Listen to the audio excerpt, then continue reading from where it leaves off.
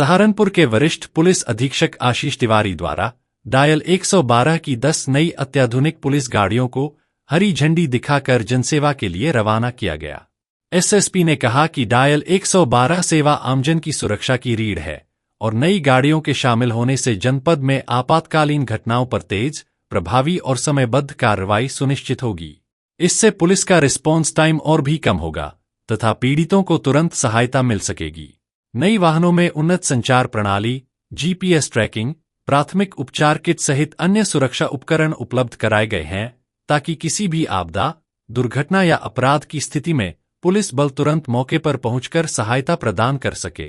SSP ने dial 112 के कर्मियों को निर्देश दिए कि वे तत्परता, संवेदनशीलता और जिम्मेदारी के साथ जनता की सेवा करें तथा त्वरित सहायता सुरक्षित जनपद के संकल्प को पूरी निष्ठा के साथ पूरा करें।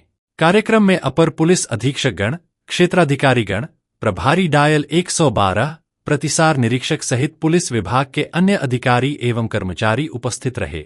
नई गाड़ियों के संचालन के बाद जनपद की कानून व्यवस्था और अधिक सुदृढ़ होने की उम्मीद है तथा जनता के बीच सुरक्षा का भरोसा और मजबूत होगा।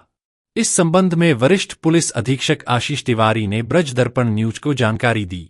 देखिए, जो डायल 112 है उसमें आज 10 गाड़ियां जो हैं, नई गाड़ियां बोलेरो हमको मिली हैं जो निश्चित रूप से जनता की सेवा के लिए कारगर होंगी और इसमें रिस्पांस टाइम जो हमारा है उसमें और कमी करने में भी हमारी मदद होगी। जैसा कि आपको विदित है कि यूपी 112 एक बहुत अच्छी सेवा है जिसमें व्यक्तिवादी व्यवस्था से ऊपर उठ के एक सिस्टमवादी व्यवस्था बनाई गई है, जिसमें जो गाड़ियां हैं वो अपना एक फ़िक्स टाइम में पहुंचती हैं, उनकी क्वालिटी का एक निश्चित माप होता है, निर्धारण होता है। ज़िले में किसी भी थाने में हो उसमें वो थाने से इतर अपना जो परफॉर्मेंस है उस परफॉर्मेंस को लगातार मेंटेन करती हैं और निश्चित रूप से जो 10 गाड़ियाँ मिली हैं उन गाड़ियों से हम जनता की और अच्छी तरह से सेवा कर पाएंगे। आगे इसी क्रम में थाना नकुड़ पुलिस ने पुलिस मुठभेड़ के बाद एक शातिर नशा तस्कर को घायल अवस्था में गिरफ्तार किया। उसके कब्जे से अवैध असलहा, कारतूस और बिना नंबर प्लेट की मोटरसाइकिल बरामद की गई है। इसके साथ ही सहारनपुर पुलिस की नशा तस्करों के खिलाफ निरंतर सख्त कार्रवाई के तहत अब तक लगभग 325 तस्करों अपराधियों की गिरफ्तारी हो चुकी है तथा करीब 25 करोड़ रुपए के मादक पदार्थ जब्त किए जा चुके हैं।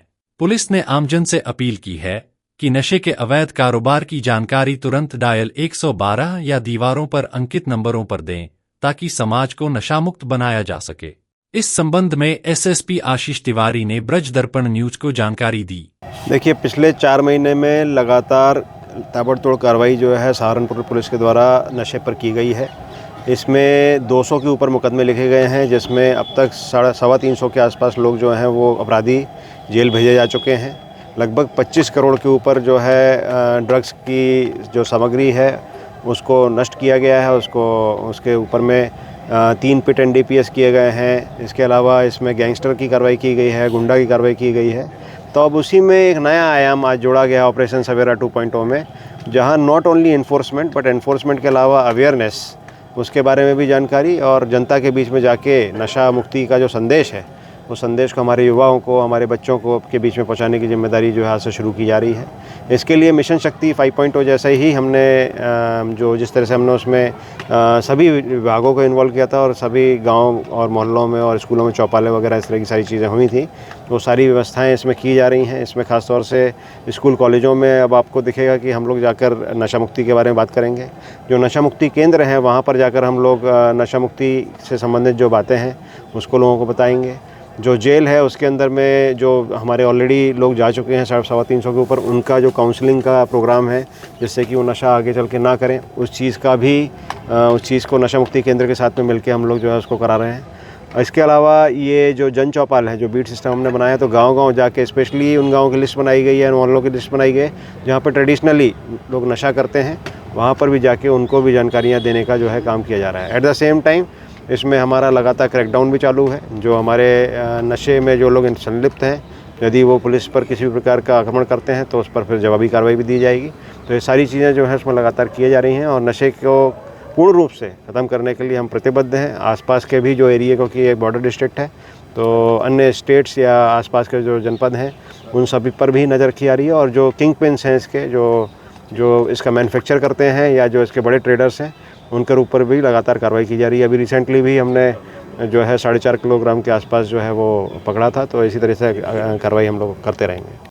थाना फतेहपुर पुलिस ने मुठभेड़ के दौरान हत्या के प्रयास के मुकदमे में वांछित 15,000 रुपए के इनामी हिस्ट्री शीटर को घायल अवस्था में गिरफ्तार किया है।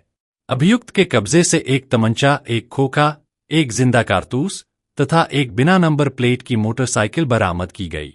इस संबंध में क्षेत्राधिकारी सदर ने जानकारी दी। दिनांक 8 दिसंबर 2025 को थाना फतेहपुर के द्वारा रुड़की रोड से गंगाली रोड पर जाने वाले रास्ते पर सघन वाहनों की चेकिंग की जा रही थी, जिसमें गांव गंगाली की तरफ से एक बाइक आते हुए दिखी, जिसमें 3 व्यक्ति सवार थे। पुलिस पार्टी द्वारा उस बाइक को रुकने का इशारा किया गया, तो उस इशारा करने पर बाइक सवार तीनों व्यक्ति फायरिंग करके तेजी से वापस मुड़ने की कोशिश कर रहे थे। उस वापस मुड़ने के क्रम में पुलिस द्वारा उनका पीछा किया गया और हड़बड़ाहट में उनकी बाइक गिर गई और वो एक आम के बाग की तरफ भागे। पुलिस पार्टी द्वारा भी उनका पीछा किया गया आम के बाग की तरफ।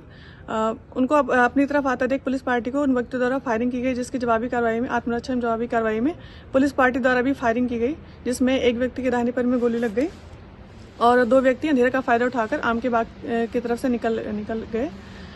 जानकारी करने पर पता चला कि घायल व्यक्ति का नाम शाहरुख पुत्र फैयाज है, जो थाना ग्राम गंदेवड़ का ही निवासी है। ये थाना फतेहपुर का एचएस भी है और 15,000 का इनामी भी है।